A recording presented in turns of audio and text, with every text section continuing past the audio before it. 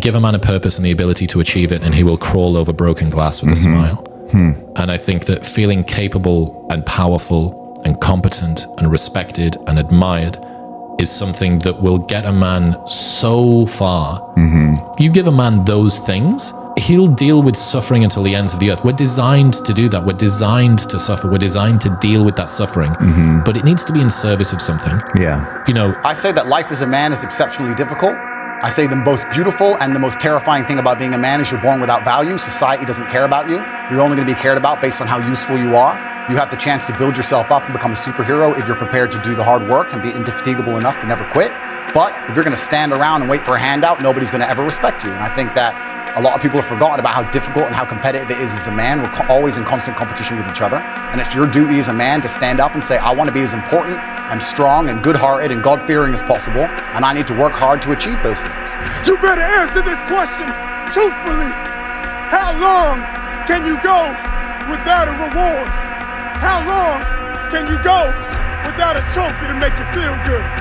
How long can you go without a pat on the back? Because let me clue you in on something.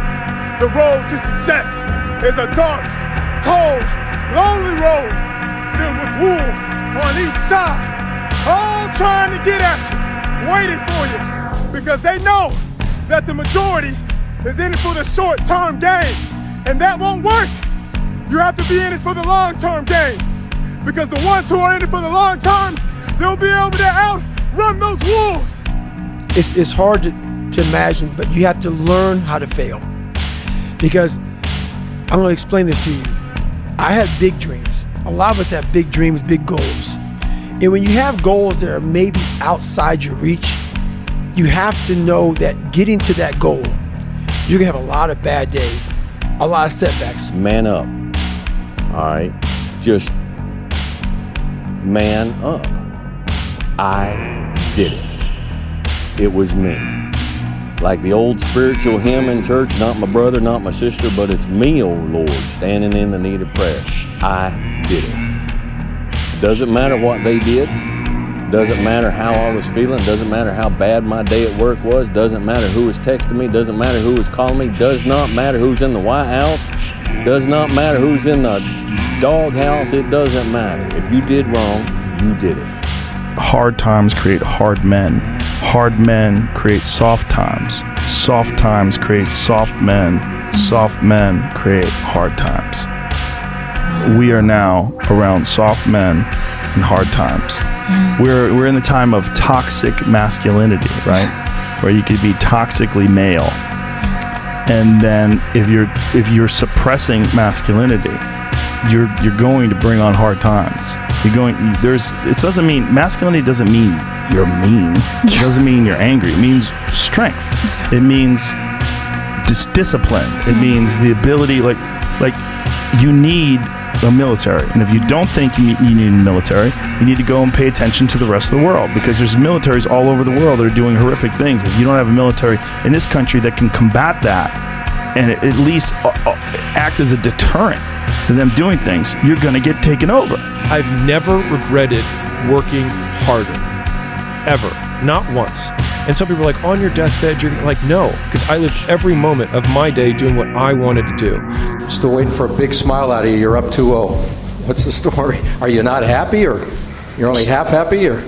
Still to be happy about. You're up 2-0. Job's not finished. Job finished? I don't think so. Masculine men have a duty to provide and protect those they care about. We have a duty to do things we don't feel like doing because we know we're supposed to do them. And that's why we stayed in the Titanic and died. Those were masculine men. Where did you get your views about this from? Just what I grew up with. This is the family I grew up around. And your father, your mother? Yeah, both? and the world I lived in. And I think a lot of the things I'm saying now about masculinity and how people should act in the world, how the world should function, were considered completely normal and accepted by everybody only 20 years ago. I think the world's just lost its mind. For me to stand up and say a man should protect a woman now gets to be called a misogynist and canceled. If I said that 10 years ago, everyone would say, duh. And what's funny is, everyone who argues against me and says men shouldn't protect women, especially all the feminists, if they were with their boyfriend and a man broke into their house, guess who they'd expect to go downstairs? Who do you think? Think they go themselves? Are they going to Afghanistan? No, we send men to do these things. The man that suffers and doesn't have competence, capability, purpose, respect, meaning, admiration, that's a man that's depressed. That's a man who is alone and struggling and may take his own life, or may become increasingly useless to the potential partner and society around him, or may become radicalized, in one form or another. And a man who is able to do things well is useful to everybody around him. That most men live lives of quiet desperation. It's one of my favorite quotes ever, because it's true. And I've been that guy. Oh my God. You're just in this world where you just can't wait to just run away. And how do people get stuck there? Apartment you have to pay for. You have a car you leased. You have a wife that you have to feed. You have a child you have to raise. You have your mortgage. You have your this. You have your that. And that's where it all comes from. And that's what life's about. You're not going to be able to go through life avoiding pain and also becoming a man of quality. You're going to have to be that guy who's been through so much shit that he can wake up and go, this ain't nothing. This ain't nothing compared to back then. This ain't nothing compared to that time. And if you're not going to be that guy, then you're going to always suffer the consequences of not being that guy. There's pain to become important, and there's pain in not being important. So you have to make a choice. So I think Justin absolutely utterly nailed it. I think his answer is even better than mine could be. You need to find something you're afraid of, find something that could hurt you, and go do it.